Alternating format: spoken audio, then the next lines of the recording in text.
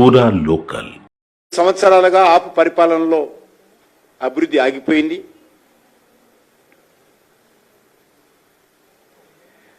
కాంగ్రెస్ ఆపు పార్టీలు ఒకే నాణానికి ఉన్నటువంటి బొమ్మ బొరుసు లాంటి పార్టీలు.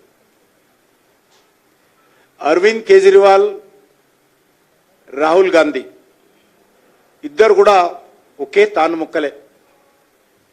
అబద్ధాలు ప్రచారం చేయడంలో, అసత్యాలు మాట్లాడడంలో, ప్రజలను రెచ్చగొట్టడంలో ఒకరికి ఒకరు అద్భుతమైనటువంటి పోటీ పడతారు. అధికారం కోసం ఎంతకైనా దిగజారుతారనేది దగ్గరగా మనం పరిశోధన చేస్తే అరవింద్ కేజ్రీవాల్, రాహుల్ గాంధీ ఒకే రకంగా వ్యవహరించారు. అందుకే ప్రజల తీర్పును కూడా ఈరోజు మనం చూశాం. తల్లి లాంటి దేశాన్ని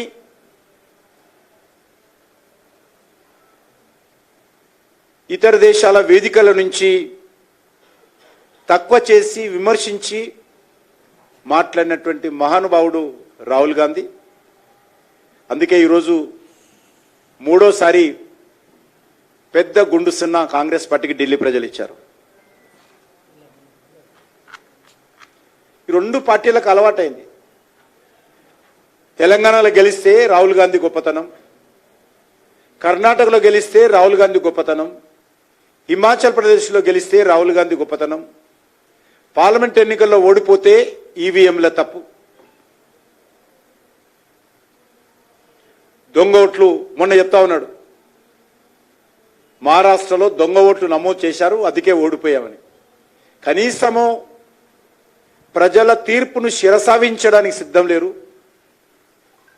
ప్రజలు కాంగ్రెస్ పార్టీకి ఓటు వేయకపోతే ప్రజల తప్పు అన్నట్టుగా కాంగ్రెస్ పార్టీ అనేక రాష్ట్రాల్లో వివరిస్తూ ఉంది.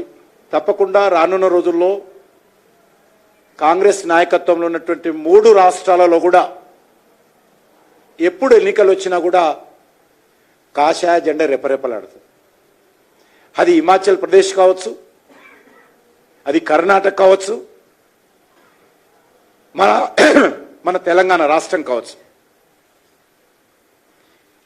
ఈ యొక్క 3 రాష్ట్రాల్లో మాత్రమే కాంగ్రెస్ పార్టీ అధికారంలో ఉంది. ఆ 3 రాష్ట్రాలలో కూడా ఎప్పుడు ఎన్నికలు వచ్చినా కూడా కాషాయ జెండా రెపరెపలాడడం అనేటువంటిది మరి తప్పదనే విషయాన్ని సందర్భంగా మనవి చేస్తా ఉన్నాను.